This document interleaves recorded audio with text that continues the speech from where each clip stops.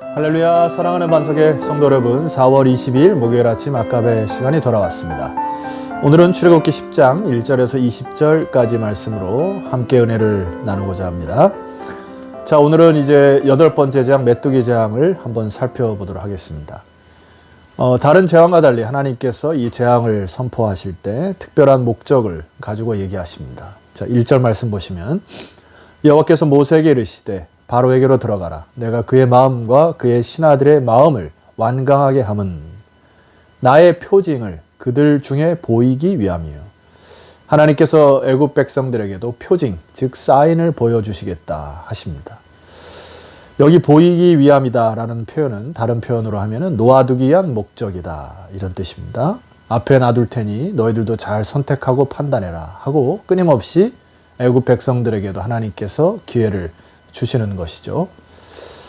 이스라엘 백성에게는 좀 목적이 다릅니다. 2절 네게 내가 애굽에서 행한 일들 곧 내가 그들 가운데서 행한 표징을 내 아들과 내 자손의 귀에 전하기 위함이라. 너희는 내가 여호와인 줄을 알리라. 너와 내 자손의 귀에 전하기 위함이라. 바로 이 일을 통하여 이스라엘에게는 하나님이 이 한 세대만을 위한 것이 아니고 다음 세대에 계속 이어져 귀에서 귀로 입에서 입으로 이어져서 하나님이 여호와 하나님이 위대하심을 그들이 알게 하기 위하여 이들에게 전승되어야 할 전해져야 할 표징이다 말씀하신 것이죠. 오늘날 우리 교회의 사명 중에 하나가 바로 이것이죠. 하나님이 역사하신 일들 그리고 말씀을 읽어 은혜로운 말씀들을 계속 전하고 전하여서 다음 세대들이 깨닫고 하나님께 돌아오고 하는 이 일들이 하나님의 언약 백성에게 표징이 되게 하시겠다. 그래서 사실 오늘 우리도 이 재앙을 보면서 표징으로 삼지 않습니까? 그래서 때로 우리가 하나님의 백성들이 환난과 핍박이 다가올지라도 두려워하지 말아야 할 것은 이런 일들을 통하여 하나님이 영광을 드러내기 위한 사인, 표징임을 기억하시고 하나님의 모략을 발견하시는 놀라운 영적 시야가 회복되시기를 소망합니다. 지금까지 하나님께서 애굽에 재앙을 내리실 때에 바로는 마음을 굉장히 완강하게 하고 완악하게 했다 말씀드렸죠. 곳곳에 표현되는 이 단어 중에 숨 쉴만 하면 그리고 살만 하면 이내 마음을 돌이켜 완악하게 했다라는 것입니다. 의지할 것이 조금이라도 남으면은 거기에다가 희망을 거는 어리석음을 가진 자라고 성경은 이야기하는 것이죠. 어제 살펴본 우박재앙에서도 보게 되면은 9장 18절 24절에 두 번씩이나 이게 크고 놀라운 그리고 아주 엄청난 재앙임을 알 수가 있어요. 이렇게 얘기를 합니다. 애굽 나라가 세워진 그날부터 지금까지 그와 같은 일이 없었다. 이 우박과 이 번개와 우레소리 그 다음에 불까지 함께 내려지는 이 엄청난 재앙 앞에서 이것이 이제 그친 것을 보고 또다시 마음을 완악하게 했거든요. 자, 33절 어제 말씀 보니까 모세가 여호와를 향해 손을 펴고 기도하니 다 그치게 되었다. 그것을 보고 또 마음을 완악하게 했다는 것입니다. 왜 그랬을까요? 자, 거기에 남겨진 그 남은 것이 있었어요. 여러분 9장 31절에 보니까 그때의 보리는 이삭이 나왔고 삼은 꽃이 피었으므로 삼과 보리가 상하였으나 32절 그러나 밀과 쌀 보리는 자라지 아니한 고로 상하지 아니하였더라. 강력한 우박과 불재앙 속에서도 거의 다 탔지만은 밀과 쌀 보리의 싹은 남아 있어서 아직까지는 완전한 멸망이 아님을 보게 된 것이죠. 그래서 바로가 아직 믿을 만한 것이 있고 남은 것이 있다고 계산이 되었던 것입니다. 그래서 하나님이 오늘 이 8번째 재앙을 통하여서 이제 남겨진 모든 것들을 걷어가시겠다 하고 메뚜기 재앙을 허락하십니다. 자, 3절 말씀 보실까요? 모세와 아론이 바로에게 들어가서 그에게 이르되 히브리 사람의 하나님 여호와께서 말씀하시기를 네가 어느 때까지 내 앞에 겸비하지 아니하겠느냐 내 백성을 보내라 그들이 나를 섬길 것이니라. 하나님이 바로와 그의 백성들에게 원하는 것이 무엇인고 하니 겸비함이었습니다. 오늘날 이 말씀은 저와 여러분에게도 주시는 동일한 메시지라고 저는 확신합니다. 오늘 우리에게도 겸비함이 필요합니다. 내가 숨쉴 만한 것이 있고 살 만한 것이 있다 하여 하나님을 의지하지 않고 세상을 의지하거나 내가 가진 부와 명예를 의지한다고 하면은 하나님의 그 교만을 꺾으실 것이죠. 그래서 오늘은 우리의 겸비함을 위해서 하나님이 이 재앙과 혹은 이 코로나 바이러스를 허락하셨다고 생각하고 오늘 말씀을 읽고 하나님께 전심으로 기도하는 이 아침 되었으면 좋겠습니다. 자, 5절 말씀 보세요. 메뚜기가 지면을 덮어서 사람이 땅을 볼 수 없을 것이라. 메뚜기가 내게 남은 그것 곧 우박을 면하고 남은 것을 먹으며 너희를 위하여 들에서 자라나는 모든 나무를 먹을 것이며 6절 또 내 집들과 내 모든 신하의 집들과 모든 애굽 사람의 집들에 가득하리니 이는 내 아버지와 내 조상이 이 땅에 있었던 그날로부터 오늘까지 보지 못하였던 것이리라 하셨다 하고 돌이켜 바로에게 나오니.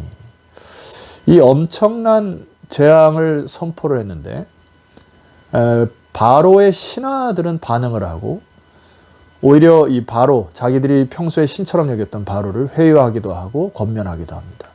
상황 파악을 잘한 것이죠. 자, 7절 말씀 보세요.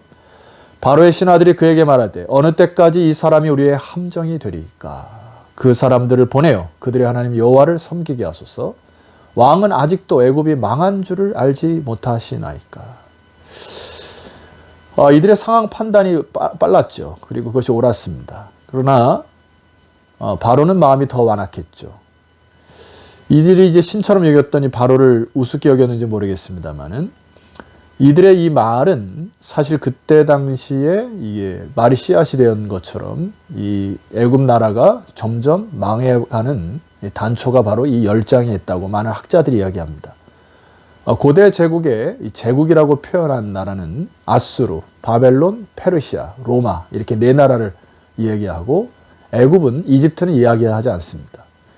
제국으로 성장하지 못한 이유가 오늘 이 10가지 재앙으로 나라가 초토화됐고 홍해 사건, 이 애굽 하나님의 백성들을 쫓아가서 이 홍해바다에 수장된 그 군대가 너무나 많이 죽었다고 그렇게 기록되어 있습니다. 그래서 이 신하들의 말처럼 애굽이 망해가는 것들을 보지 못하는 이 바로의 이 완악함을 우리가 다시 볼 수가 있습니다. 8절에 보면 모세를 향하여 이렇게 얘기하죠. 바로가 그러면 섬기러 갈 자가 누구냐라고 하는 물음에 모세가 이렇게 이야기를 합니다. 9절입니다. 우리가 여호와 앞에 절기를 지킬 것인즉 우리가 남녀노소와 양과 소를 데리고 가겠나이다. 가축을 데려가는 이유는 제사를 지키기 위함이고 남녀노소 다 데려간다고 하는 이유는 하나님의 언약을 지킬 나라임을, 그 민족임을 정확히 알고 이렇게 담대히 이야기하죠. 11절 말씀 보면 바로가 이렇게 회유를 합니다. 그렇게 하지 말고 너희는 장정만 가서 여호와를 섬기라. 이것이 너희가 구하는 바니라. 이에 그들이 바로 앞에서 쫓겨나니라.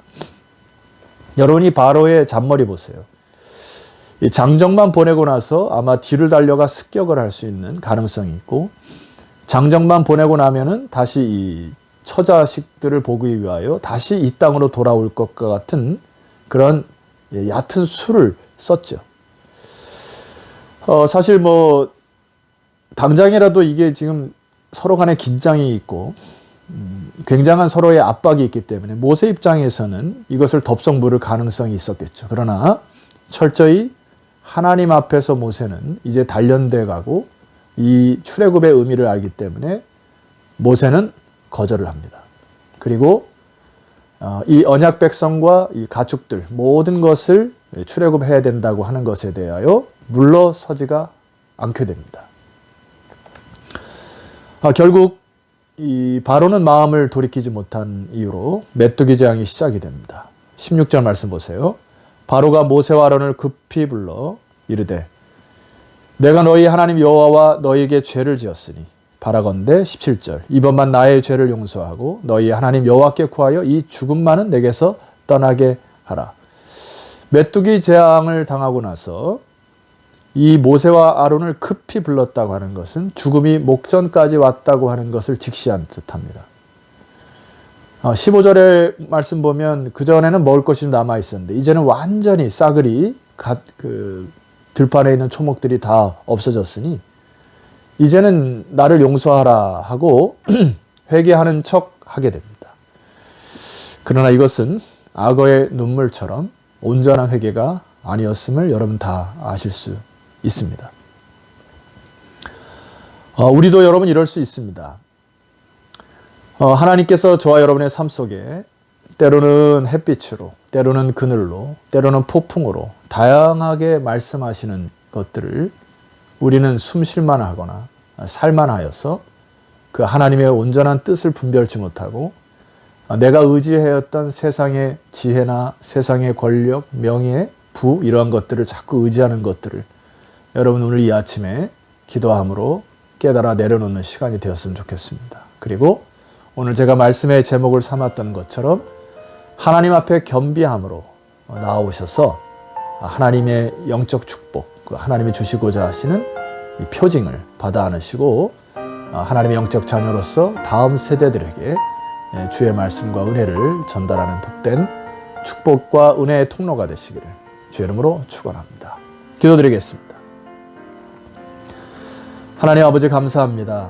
오늘 하나님의 언약 백성들을 사랑하셔서 우리에게 말씀하시고 또 때로는 어려움과 고통을 허락하시는 주님, 이 모든 일련의 과정을 통하여 하나님의 선하시고 기뻐하시고 온전한 뜻이 무엇인지 분별하는 믿음의 백성들 다 되게 하옵소서.